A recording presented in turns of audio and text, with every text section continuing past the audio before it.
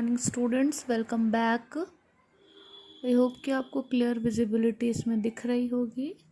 मैं इसको एक बार सेट करती हूँ, ये ज़्यादा सही एंगल है आपके लिए। आज का डेट है 11th ऑफ नवंबर, वेंसडे। और before going in this new topic हम इसको थोड़ा रिकॉल कर ले कि डे बिफोर यस्टरडे हमने पढ़ा था ट्रिग्नोमेट्रिक आइडेंटिटीज़ के ऊपर में जो कुछ क्वेश्चंस थे जो मैंने आपको उसको बनाने के लिए दिया था। और मैंने कहा था कि मल्टीपल एंगल और हाफ एंगल के ऊपर जो बेस्ड जो क्वेश्चन है उसको आप सॉल्व करके मुझे पीडीएफ सेंड कीजिए। सिर्फ कुछ स्टूडेंट ने ही पीडीएफ सेंड किया हुआ है अपने होमवर्क का, बाकी लोगों ने मुझे पीडीएफ सेंड नहीं किया है। अभी भी वो लोग इंटरेस्ट नहीं ले रहे हैं, वो लोग सीरियसनेस नहीं दिखा रहे हैं, तो ये बहुत अच्छी बात नहीं है। और मैं इतना ही बोलती हूँ प्रीवियस टॉपिक के लिए जो हम लोगों ने पढ़ा था। मैंने एक सेक्शन आपको दिया था होमवर्क के लिए, पर अभी तक वो पूरी तरह से मेरे पास नहीं आया है।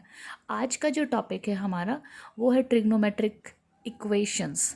जैसे कि हम लोग का एक रिवाइज्ड सिलेबस आया है, उसको अगर आप उसमें जाते हो तो ट्रिग्नोमेट्रिक इक्वेशंस आपको इस एग्ज़ाम के लिए नहीं पढ़ना है, आपके 11th क्लास के फाइनल एग्ज़ाम के लिए आपको नहीं पढ़ना है।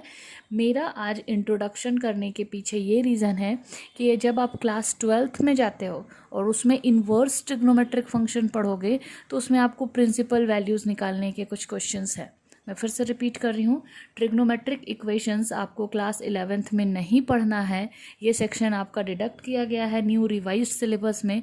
लेकिन आज इंट्रोड्यूस करने के पीछे सिर्फ और सिर्फ एक रीज़न ये है कि आपको क्लास 12th में इन्वर्स ट्रिग्नोमेट्रिक फंक्शंस में प्रिंसिपल वैल्यूज़ के क्वेश्चंस दिए गए हैं जो कि रेंज और डोमेन से रिलेटेड है। तो जब तक इसका आपको बेसिक नॉलेज नहीं होगा आप क्लास 12th के क्वेश्चंस को नहीं बना पाओगे।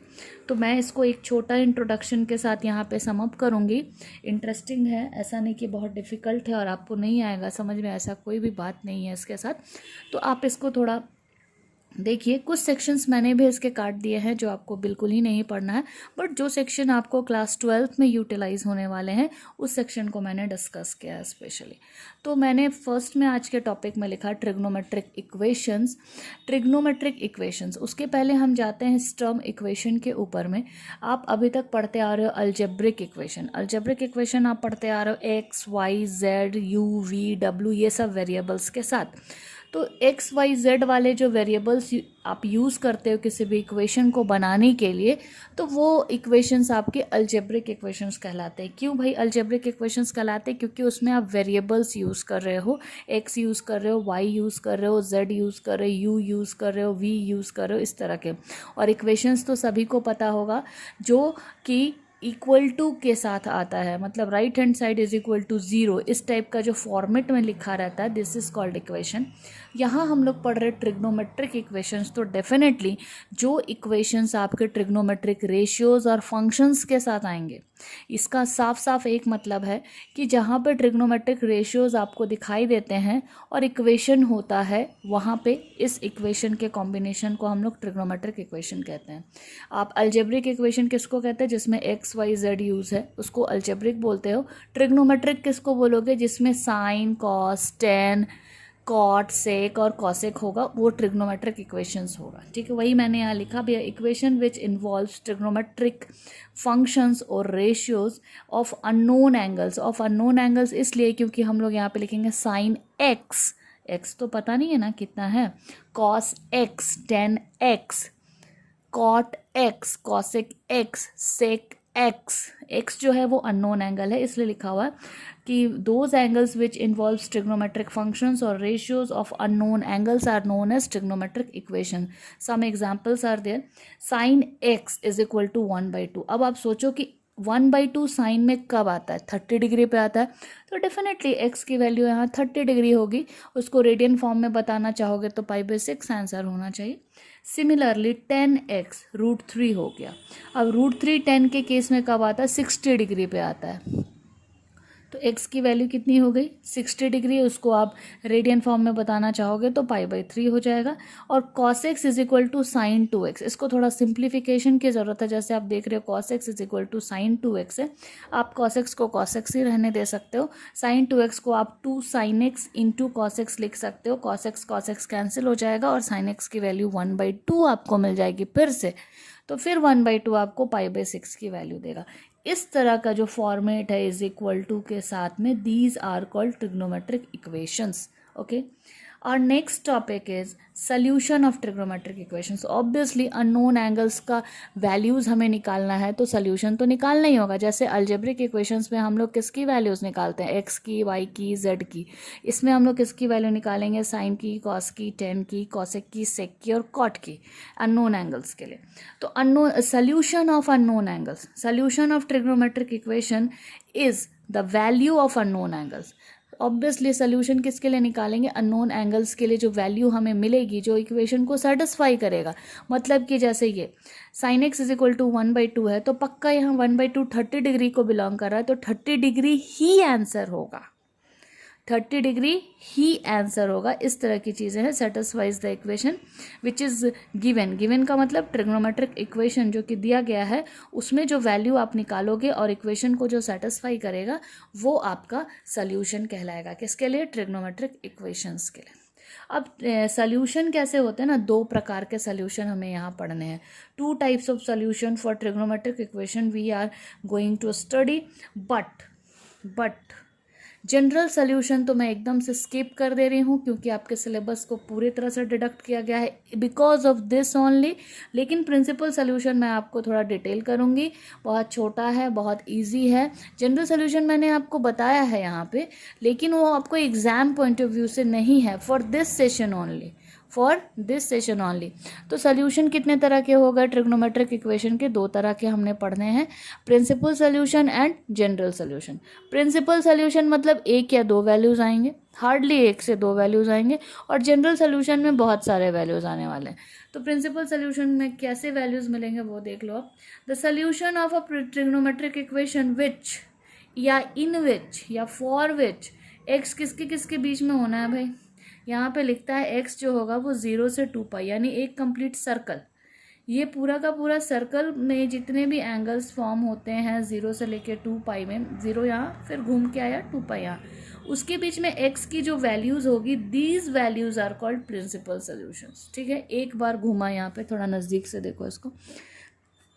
मान लो एक्स यहाँ पे, एक्स से घूमते 0 से शुरू करते करते करते करते करते ये यहाँ पहुँचा, यहाँ से फिर भी यहाँ पहुँचा, तो अभी ये कहाँ पहुँच गया, 2π पे पहुँच गया।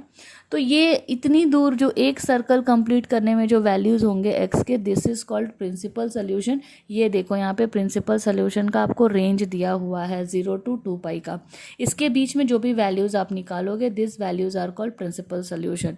डिस्पाइट इसके ठीक उल्टा जनरल सोल्यूशन क्या होगा वो देखो। A solution of a trigonometric equation generalized by means of periodicity। एक टर्म यहाँ पे यूज़ किया है periodicity। अब जाहिर सी बात है कि यहाँ से यहाँ में एक सर्कल कंप्लीट करने में वो 0 से कहाँ तक पहुँच गया, 2π तक पहुँच गया, 0 से 2π तक पहुँच गया। अब 2π के बाद फिर अगर वो घूमना शुरू करता है तो फिर 4π पहुँचेगा, फिर 4π के बाद फिर घूमना शुरू करता हो तो 6π पहुँचेगा। मतलब एक कंप्लीट सर्कल को पूरा करने के बाद अगर कोई वेरिएबल या अननोन एंगल और मूवमेंट कर रहा है, राउंड राउंड राउंड राउंड घूम रहा है, इसको पीरियड्स बोलते हैं। ठीक है, इसको कंप्लीशन को क्या बोलते हैं, पीरियड्स, 1 पीरियड, 2 पीरियड, 3 पीरियड। तो ये जो पीरियोडिसिटी वर्ड यूज़ किया गया है फॉर दिस कि 1 टाइम रिवॉल्यूशन कंप्लीट हुआ, 2 टाइम रिवॉल्यूशन कंप्लीट हो रहा है, 3 टाइम रिवॉल्यूशन कंप्लीट हो रहा है।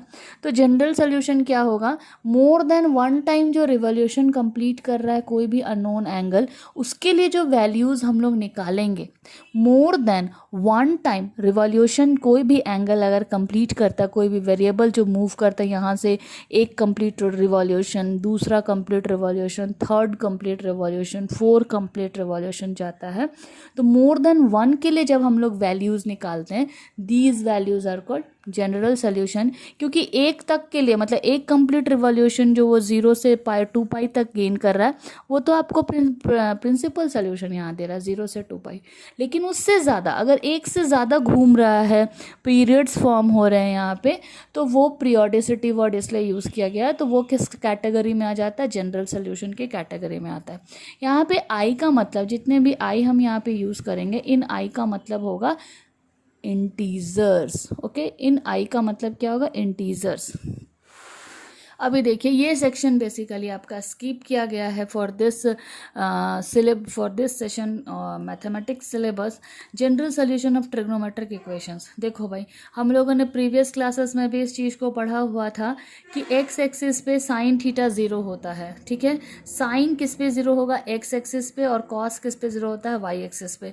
अकॉर्डिंगली यहाँ देखो एन पाई लिया है। तो ये जनरल सोल्यूशन की 3 कैटेगरीज हैं जिसको मैं स्किप कर रही हूँ। आप इसको नोट डाउन करके रख सकते हो। आपके पीडीएफ में मैंने इसको जानबूझ के डाला है कि फर्दर आपको यूटिलिटी होगी तो हम लोग इसके ऊपर डिस्कस करेंगे। ये एक सेक्शन है जब वैल्यूज़ हमेशा क्या मिल रही हैं, ज़ीरो, तब के सेक्शन से। तब जनरल सोल्यूशन क्या होना है, ये ऐसे ऐसे इस तरह से सबके लिए, तीनों के लिए अलग, तीनों के लिए अलग, तीनों के लिए अलग।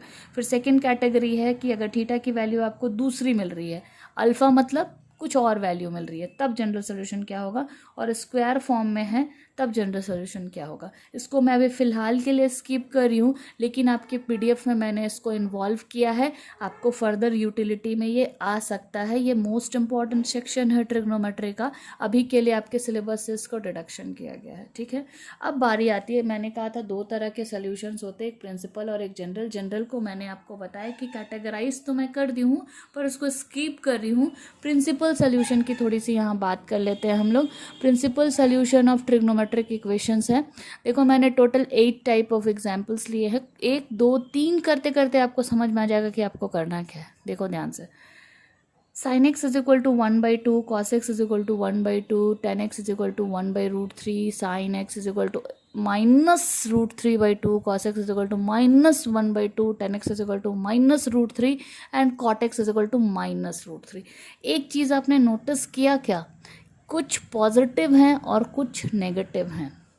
तो जब आप क्वाड्रेंट के बारे में बात करते हो, तो जैसे कोई भी टी रेशियो के बारे में आप बात करते हो, तो वो किसी भी 2 क्वाड्रेंट पे पॉजिटिव और किसी भी 2 क्वाड्रेंट पे नेगेटिव होता है। ये तो आप जानते हो। जैसे हम लोग साइन की ही बात कर लें, तो साइन फर्स्ट क्वाड्रेंट पे और सेकंड क्वाड्रेंट पे पॉजिटिव, से अकॉर्डिंगली थर्ड और फोर्थ पे नेगेटिव। कॉस की बात करें, फर्स्ट और फोर्थ पे पॉजिटिव, सेकेंड और थर्ड पे नेगेटिव। टेन की ही बात करें, फर्स्ट और थर्ड पे पॉजिटिव, सेकेंड और फोर्थ पे नेगेटिव। कॉट की बात कर ले तो सेम देता है वैल्यू। तो हमने करना क्या है बेसिकली, ये 8 क्वेश्चंस के साथ आप देख रहे कि कोई 3 क्वेश्चन आपके पॉजिटिव और 4 नेगेटिव। मैंने जानबूझ के इस कॉम्बो को चूज़ किया है, पॉजिटिव नेगेटिव जानबूझ के मिक्स किया है। हर एक के 2 वैल्यूज़ आने हैं definitely. Sine x is equal to π/2 है भाई, पॉजिटिव है, मतलब इसके भी 2 वैल्यू आएंगे। किस किस क्वाड्रेंट के लिए आएंगे, एक आएगा फर्स्ट क्वाड्रेंट के लिए, मतलब वो एक्यूट एंगल देगा 90 डिग्री से कम। एक आएगा सेकेंड क्वाड्रेंट के लिए जिसमें 180 डिग्री से कम। सिमिलरली इसमें भी 2 आएंगे, इसमें भी 2, इसमें भी 2, इसमें भी 2, इसमें भी 2, इसमें भी 2। अब देखो मैंने किया क्या है, sine x is equal to 1/2।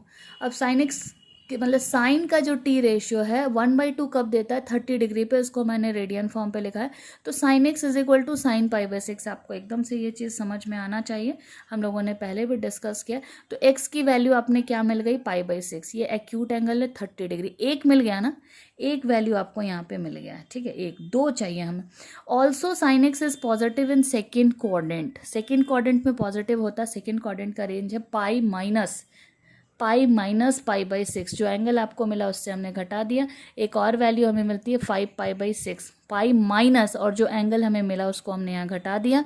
तो एक एक्स की वैल्यू आपको मिल गई 5π/6। 2 वैल्यू आपको हर क्वेश्चन में मिलेगा, अगर पॉजिटिव है तब भी और नेगेटिव है तब भी।